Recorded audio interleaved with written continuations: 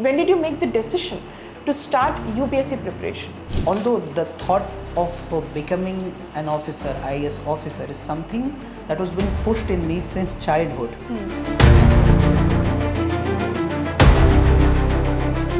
When I was in my 8th standard, so my brother was in 10th, and at that time in my area, so I belong to the Marathwada region of Maharashtra, and overall in that area it was very common for the 10th board examination.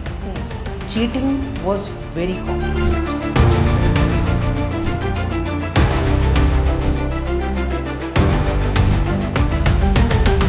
Why teaching only? Why didn't you go back to Amazon? Because you have work experience now. Why didn't you go back?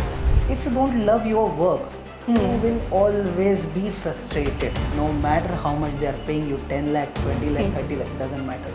Officers are coming. You're going to be a teacher. Now when officers are teaching, don't you think it's a threat? It's shaking the entire industry.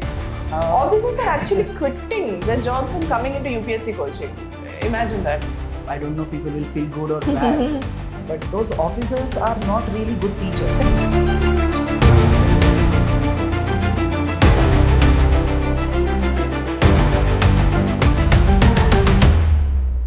Wanted to become an actor. So of course he's got the looks, he's got the charisma and everything. So what happened? Just tell me about acting. It was like a child who was just trying to know what comes from within. Yeah. So I was doing some plays in my school time, college time. Then I got in touch with a theatre group in Nagpur named Bahujan Rangabhumi.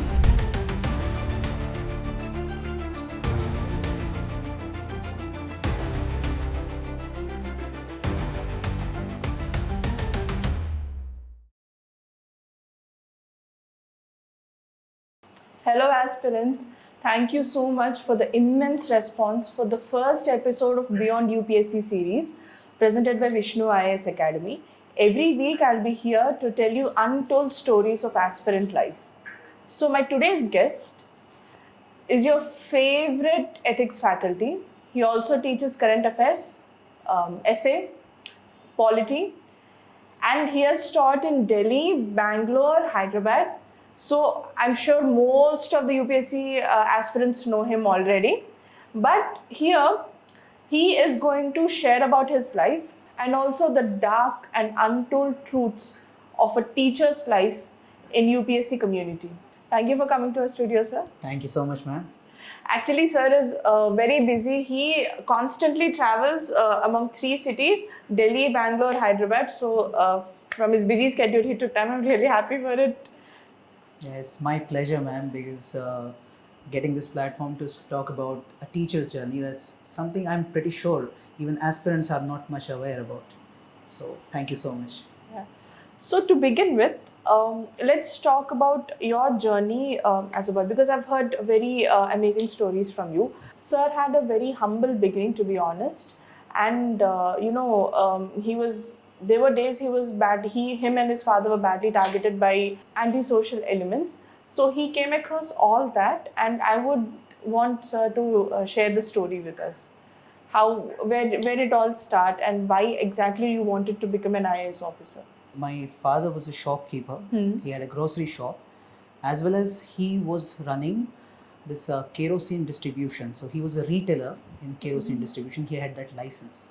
So means for a person coming from very low background, or let's say from very poor background, it was a source of income for basic income.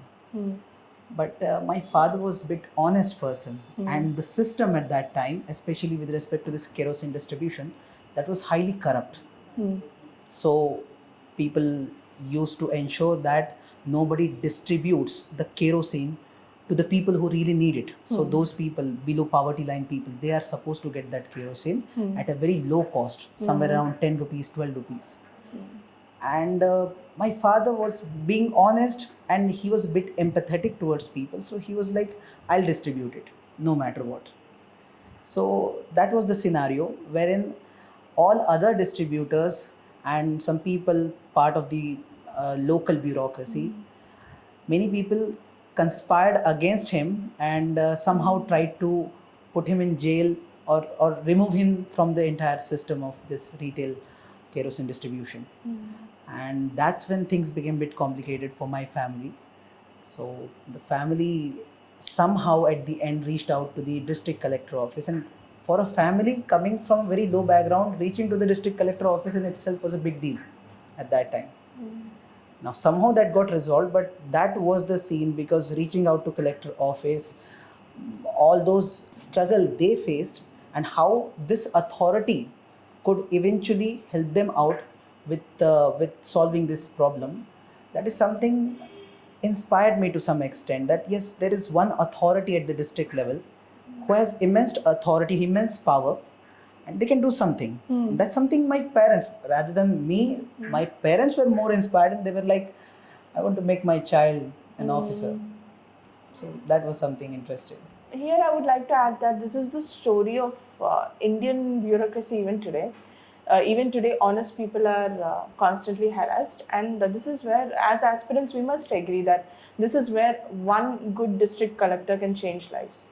So, if anyone who's listening, this is the kind of officer you're supposed to be. Moving on from that story, you finally made it to engineering, right? Yes. Thinking to become a district collector is different. It's the Indian dream, to be honest. Everyone wants to be a district collector. When did you make the decision to start UPSC preparation? Although the thought of becoming an officer, IAS officer, is something that was being pushed in me since childhood through different experiences. One, certainly from the society, because society shows us that this is the best job that you can do in life. Something from my parents because of the incident that I told you. And something in my school time which happened. So when I was in my 8th standard, so my brother was in 10th, and at that time in my area, so I belong to the Marathwada region of Maharashtra, and overall in that area it was very common for the 10th board examination. Cheating was very common, and cheating was done in a very professional manner. Yeah, just like 12th fail. I'm just picturing that 12th fail, the initial scene. For me, it was a very horrible thing. I was observing, oh my God. So in a perfect manner, they're carrying out cheating. So you would hire a person who would supply you the materials. Oh my God. Subject-wise materials, question-wise materials. He will go and check what is the question. Then he will come up with the answer. All that he will do. You have to just hire that person. What you're gonna do? Like they write on the board, like. No. So let's say the exam is taking place. This is the classroom, and the policeman will be there to guard in the nearby area, so that nobody should come. So first of all, that police wala, with him also you will have some good words, or rather some payment. Yeah. And this hired person, he has good contacts with everyone. So he will reach out to that window through which he will get in touch with that student and get to know what all questions are there. Now that police wala will not do anything to him. He will come back, he will find out all the answers, and he will supply all that material, go and supply it to him. Okay, I always had one doubt. This happens in a pretty rural background where you can't pay that person. Who is paying that person actually? Paying that person is the family members are paying. Whose family members? Your family members? Means, obviously. So it's not like my family members. Let's say this is the exam hall. 1,000 people are there in this exam hall, just assume. Then all these people are hiring these people. Or sometimes some who are not hiring, their parents are coming. Their, let's say, friends are coming. In my case, I was standing there. I was not aware of what is happening. But that was like a kind of entire society was accepting it, because somehow they have to get their get the child passed from this stage. So it was with complete support of society this was happening. Policemen were also part of the society, I would say. So this was very common. And suddenly, now this happened when I was in 8th and my brother was in 10th. So he did this thing very well. By the time I reached 10th, although I was doing good with studies, so it was not my plan anyhow to go for cheating, but I observed something interesting. So anyone who studies, he finds this system as very discriminatory, because he's studying so hard. Of course, yes. And others are getting good score. Why should I study? That's the idea. But one interesting thing happened. The district collector of my district, he means the person was changed. He was transferred. Some new officer came, and he drastically took some steps, and suddenly that cheating dimension stopped. My God. So he did horrible things, I'll tell you, like on those windows which were made up of iron. So he was putting some let's say this electrical wires and something, so Oh that my nobody God. should even come closer to that.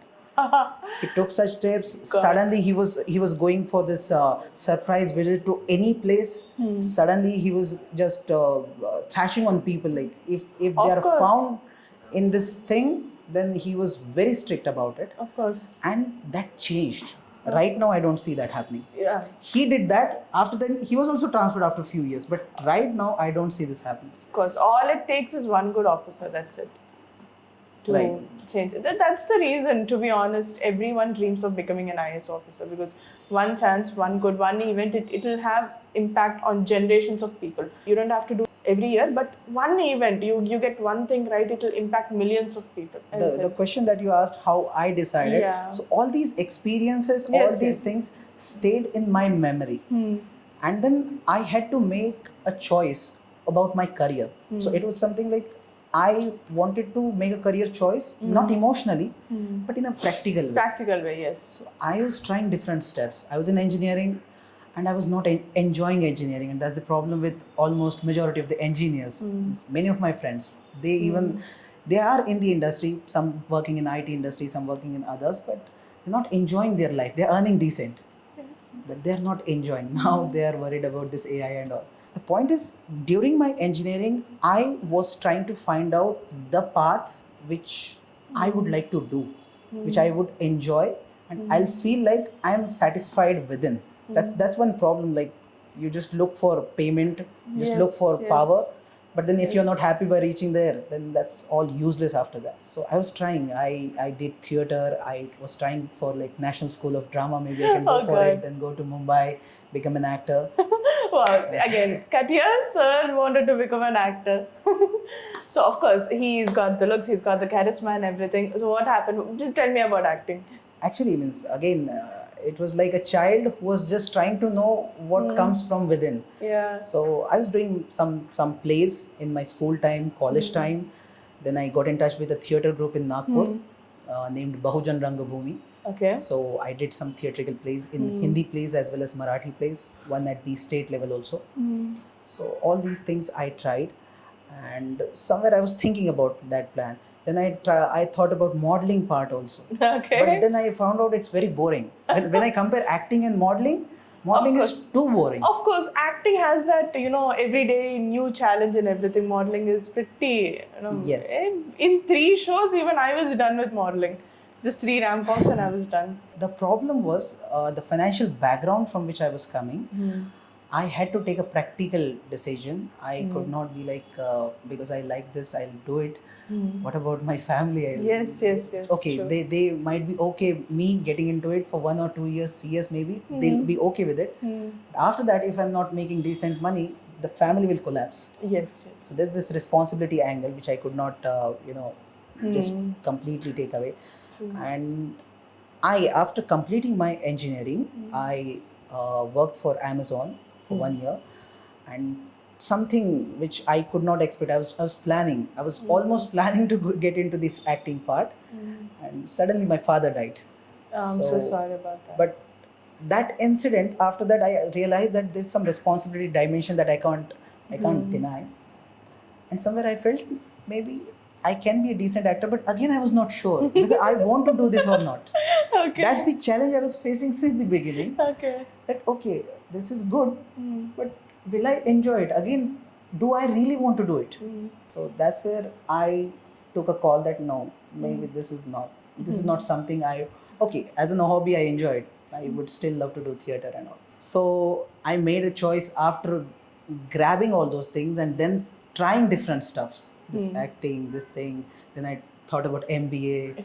I took those CAT books and I started preparing for some extent. Then I thought, will I be a good MBA person even if I get into it? I'm a very introvert person. Introvert theater artist. Yeah, Come on. introvert theater artist. So then I looked at the profile of people who do MBA and all. I felt like I'll do decent, but again, I might not do my best. I'm not that person. So this is how I tried many things, and then reached out to this last date that I should try UPSC. UPSC. Yes. That's something that is going to give then me that. you took the life-changing decision. Actually, this is my favorite part in podcast. Like, how did they make the decision to try UPSC? Because that one decision, I'm telling you, it shapes your life in many ways. You're like the person. I think you can agree. The person before making that decision and the person after making that decision are two different people. So yeah, this is my favorite part. This is something I would 100% Yeah. agree. You start the preparation, by the end, whether you clear it or not, That's that's a it. different You're a story. different person. The process will change you completely Yeah, from within and that from day outside. I'm telling you, aspirants, whoever is listening to this, you note down, take a diary and note down the date.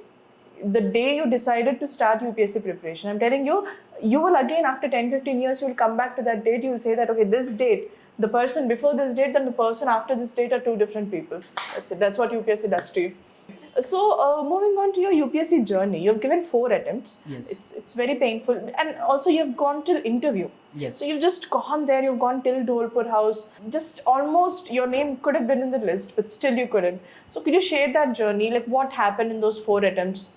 The first, second, third, fourth. Where did you go wrong? And So the point is, I've personally seen this. Those people who get into this UPSC journey emotionally, they are completely emotional about this service and all. They are very hurt when they don't clear it and all. And they, for them, many a times it's like, now what to do? Life is done. I don't want to do anything and all like this. Because I had made a practical decision. Somewhere I was a bit practical about this exam, that whether I'll clear or not, I don't know. But I was very clear that I'll try. I'll give my best at least. Let's see what happens. And I started the journey. Initially, it was the point that the first attempt I could not clear the prelims. So I was very confident before that. And when especially if I talk about it, because I started preparing when after my father's death, I was at my home, and there I started preparing the foundation part. So initially I had studied from vernacular medium, Marathi medium. Okay. So for me, when I looked at it, what we need to study first, NCRTs. When I looked at NCRT, this is in English. I hardly, although engineering is something we did in English, but history, geography, polity, I don't know the words. So it was the initial stage in which I was like maintaining a dictionary. My diary became a dictionary, so I was just mugging up words and all. So initial part was little struggling just to understand things. But then when I was on this full scale journey, I was a bit confident that I'll make it, because that's what the confidence with which people enter. But that confidence is bit ignorant confidence, I would say. It is, there's no scientific backing to it. Maybe you scored really good in your exam. Let's say in 10th, I scored 96%. I felt like, oh, I'm a very talented person. I can do it. But the prelims, this is the speciality of UPSC. It will break your confidence. Exactly. Anybody, whoever And you are, that's the speciality.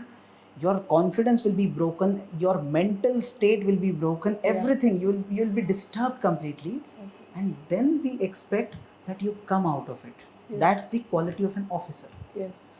So that's what even everyone was going through. I was also going through. So first attempt I couldn't clear prelims. Second, third. Now I understood one thing, that maybe I need to change something, but I was lacking the confidence, and still there was less guidance available. I was doing it from my home. I didn't go to Delhi to prepare. And the financial scene was not good, so I reached out to people if someone can help me out with. So I got a sponsorship from Nagpur, so through which I somehow got access to a coaching in Nagpur. So I got some guidance. Second time also I could not, do really well. Okay. Then here you sir saying that he got guidance, the scholarship and everything. Here I'd like to emphasize that even in Vishnu IAS we have many scholarship tests to help underprivileged people. Even if it doesn't cover a full scholarship, you can get many benefits like books and everything. So please stay tuned to our website. So that sponsorship certainly helped me, because and such scholarship are being given by some institutes nowadays. Yes. Earlier it was only government which was providing. Yes. The one to which I reached out, that was by a private organization, like a community development plan they are bringing in. So that's how they brought it. So I got some guidance, then I did a lot of self-study and I started self-introspecting. And then I got to know that what I was doing was completely wrong. I was being very idealistic. That's what even the problem with 90% of the students, that they're in their idealism, they're just studying. They are not preparing. So studying is a different thing. You can enjoy it, you'll find it really good. Yes. But that will not fetch you good marks in the examination. So to get good marks, you have to prepare. You have to just revise, that's a boring stuff. You have to write down, that's a boring stuff. Yes, yes. And you have to do this more than reading. Yes. Reading is very interesting. So that's what I understood. So then I wrote mains. Then in the first mains, I was not completely prepared for it. Prelims I somehow cleared. After that, now by that time already I spent a lot of years. Now it was like my financial condition, my family's financial condition was getting bad. And I knew, before starting I knew that I can't do this for more than 2-3 years. So again that practical mind was there, who said that look for some option. So by that time I was clear that I'll have to get into some job, I have to do something. So I was thinking, what can I do? So I understood that I can do one thing, whatever I've learned, I can explain that. Yeah. So this is how you became a teacher. that's how I got a teacher. So let's talk about teaching. How far, even while teaching, you were preparing, no? Yes. So what happened? You went to interview in the 4th attempt, I think. Yes. Yeah. That was the attempt. What Actually, happened? How was the working. interview? Yeah, it was good, like just like any other interview. But the point is, I know that the score that I was making in the mains was not enough, because what I did, I had that emotional setup wherein I loved few subjects and I was completely into those subjects. I scored good also in those subjects, but those which I don't like much. So I had to be very practical about those subjects and prepare rightly, which I did not. So that's what something stopped me. But yes, it was good experience, at least getting to this Dolphin house, getting into that interview board. But by that time you become enoughly mature. Initially those students I've seen who are in their first attempt, initially they're like, oh, interviews this and that. You write mains first. The experience of mains is most dangerous. Yeah. So many students are sitting, only 5 minutes are remaining for your exam to start. Everyone is putting, taking their notes and all that. Mains is it's like a marathon, like a sprint. You have no time to think. You need to just if you ask me, interview versus mains, it's the mains. That's more horrible. Oh my God. Every word, you have no time to think. You have to finish the paper. You have to, oh my God. That's where 3 hours your heart will be racing. Right. Your interview is over in like 20 minutes. Yeah, 20-30 minutes. 20-30 minutes. Yeah, 3 hours your heart will race.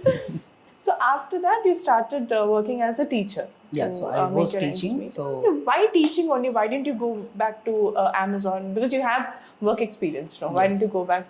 When I was working with Amazon, especially this corporate things, I found out this is not something I want to do. Okay, I'll do it. If I have no other option, I'll do it.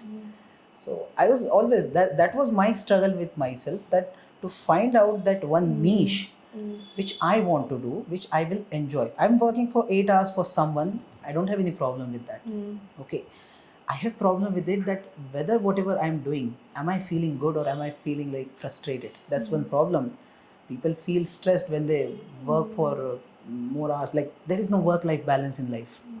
Sometimes work is important, sometimes your personal life is important. So if you don't love your work, you will always be frustrated, no matter how much they are paying you, 10 lakh, 20 lakh, 30 lakh, doesn't matter. You'll always be, even if I've seen some of my friends, they did not like their job.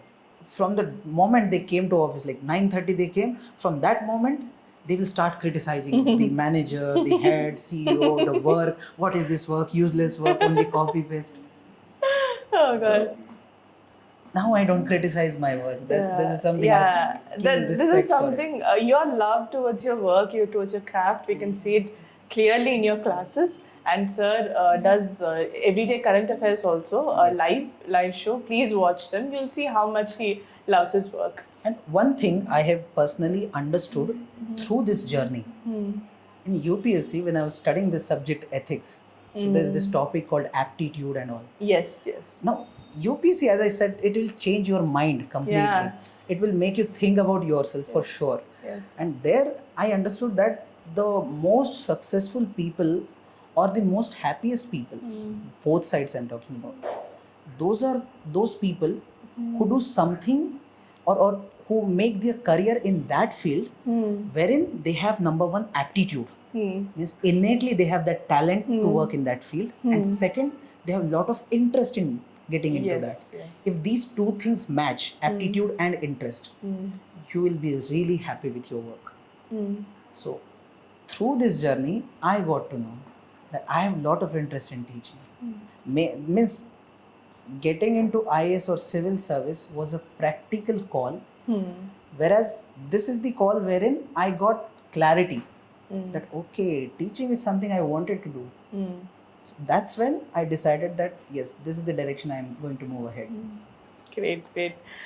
So we are definitely happy. Now tell me, in the beginning I promised you that I'll tell you the other side of teaching in UPSC industry. So I've heard pretty good and bad experiences of you, if I may put it this way. So how are the teachers treated over here? Because what people think outside is that, okay, you just have to teach for 2 hours and you already know the subject anyway, and you'll get lakhs of rupees. How is a teaching industry really in UPSC, especially for a beginner? For a beginner, it's really tough. Nobody is going to offer you that position to work. So you have to reach out to institutes. You have to show them that I know the work. See, it's like you're a beginner. That means you have no experience of teaching. Why would someone give you that work? That's a problem. Not just here. It's almost everywhere. Yeah. Freshers are treated badly. So that's one challenge. And second thing is the treatment, especially in Delhi. This is something I have observed. Because there are different institutes. One I call the tier 1 institutes. Okay. Those are the big institutes. They have so many students. Money wise, they are really good. Everything is good over there. They are working in a fashion which is little bit similar to a formalized sector. Okay, still not formalized completely. Okay. Entire UPSC coaching industry is completely informal. No regulations, nobody checking what is happening, nothing is there. Because of, if you leave tier 1, rest all these institutes, tier 2, tier 3, whichever you call, the smaller ones, the middle ones, they are working in a manner which we call in Delhi Ram Bharose.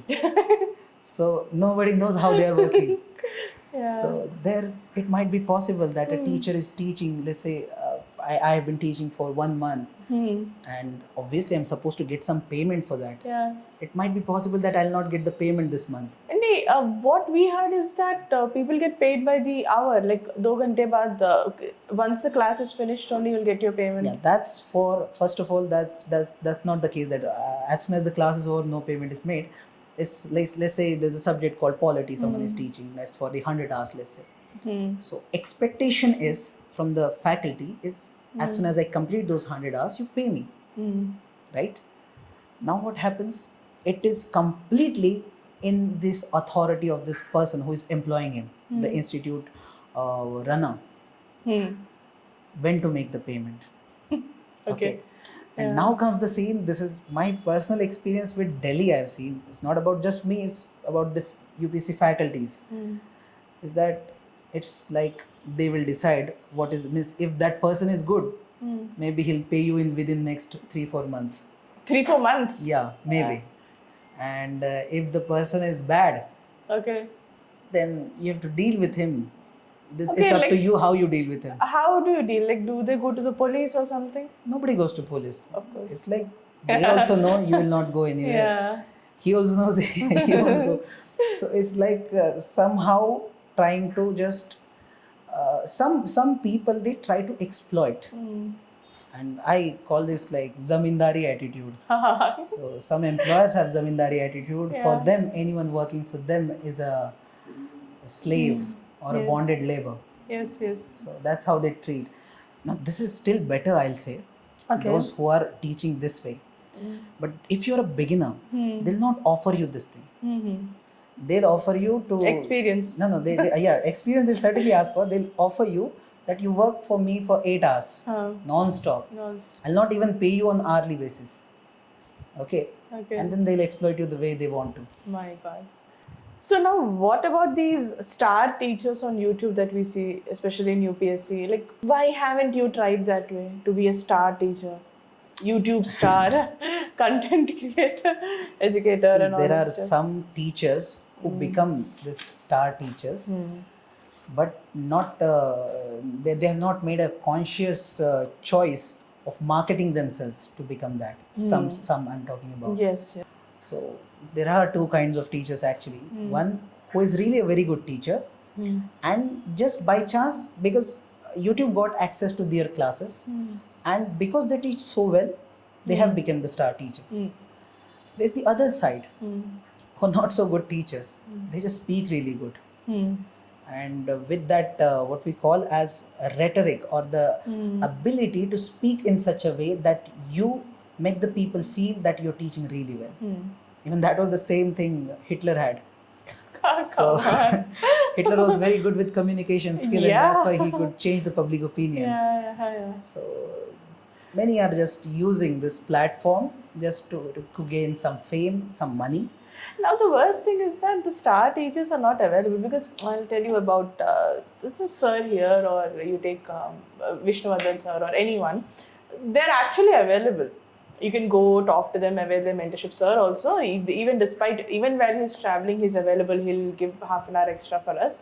But these star teachers, they address classes which are one class. There are 500 students. I'm not even kidding. People in Delhi can relate to me. One class, there are 500 students. I don't know where is the mentorship. Where is it's just looking like I feel looking like an online class is better. So there is no difference, as in 500 students are sitting. What's an online class and offline? You can't ask any doubt anyway. Exactly. But it's like a problem of the structure to some extent. If I don't know. You think teacher is really last? good, then obviously so many students will go to that teacher. Okay, but you think they'll last because, okay, there is this teacher. Because I'm telling you, this is another sector. There is an overlap between teachers and businessmen these days. These star teachers, they're not at all available. You go, you try to get their mentorship, or you try to get your answers checked by them. They're not at all available.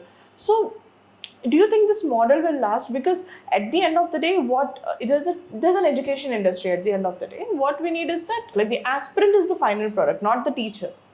A teacher is just a medium. That's it. Until and unless aspirant is satisfied and aspirant is getting results, until then they won't become a hit. So do you think the star teachers and everything will be worth, like, will it even last? Right now what's happening is people are going for star teachers, maybe for foundation class. Okay. They're not clearing exam just by doing foundation class. Yes. You need that mentorship or guidance that you said. You need that. Yes. Without that you will not clear it. So that is something which is needed. Now, why these teachers are not able to give time to students, guide? They're businessmen, not teachers. Can call them businessmen, that is one side, but entire system is working this way. Yes. We have to accept that the system is capitalistic. So you're the consumer, the student is a consumer for the system. Okay. That's how it's working. Okay. And for the teacher also, so when they're taking so many classes, maybe it might not be becoming possible for them to take care of mentorship and all those things. Good thing is nowadays some even officers are coming into picture. Yeah, that's my point. Officers are coming, you're going to be a teacher. Now when officers are teaching, don't you think it's a threat? It's shaking the entire industry. Officers are actually quitting their jobs and coming into UPSC coaching. Imagine that. Yeah, so they're quitting, they're coming because it's a lucrative business. Yeah. Okay. UPSC is an evergreen No, industry. I'll not just name someone or something. Maybe there is someone who had come to this industry to teach. Maybe he has that interest to teaching. But most of them, which I personally observed, they're not into teaching. They are running an institute, but they are not teaching over. They're businessmen. So officer, businessman, teacher, it's a crazy combo. Now, why they came into picture, understand? This coaching industry was working wherein there is a student, there is a teacher. Teacher is teaching, student is gaining the knowledge. Knowledge part, subject expertise is something this teacher has, which he was anyway giving to the student. What was missing was this mentorship or guidance part. And you can't take mentorship just from anyone. or maybe you can take, but the point is like you will feel it like authentic when someone who has already cleared the exam, you certainly find that person more authentic. So students have this tendency to go to such a person. So I would say, like, although I don't know people will feel good or bad, but those officers are not really good teachers. They're not good teachers. Why? Because you compare this teacher who is, see, a teacher who is teaching one subject since last few years, or let's say 10 years, 20 years, this person is putting his entire life on one subject. Yeah, true. The kind of expertise he brings in, Yes. this officer can't bring, because he's a newcomer. Yeah. And officers are running YouTube channels even if they're not teaching, and I don't know, we are seeing a certain mix-up. Okay, I'm not saying something is good or something is bad. Of course, as an aspirant, we'll benefit from the expertise of everyone. Yes, it is the responsibility of aspirant that you take the knowledge from teacher, exactly, and take the guidance from this officer. Exactly. So somehow try to bring that balance. Yes. So having talked about UPSC and everything, so to end our session, today is the auspicious day of Lakshmi Vratam. So in South India, it's a big festival for us. So it's a festival where women celebrate. It's only for women. They worship Lakshmi Matas for prosperity and everything. So do you have any message for your female aspirants, female students? So yeah, sure. I would say, just look at one thing. Entire population of India, now recently government has said that we are conducting census. So when that data will come, 50% will be women.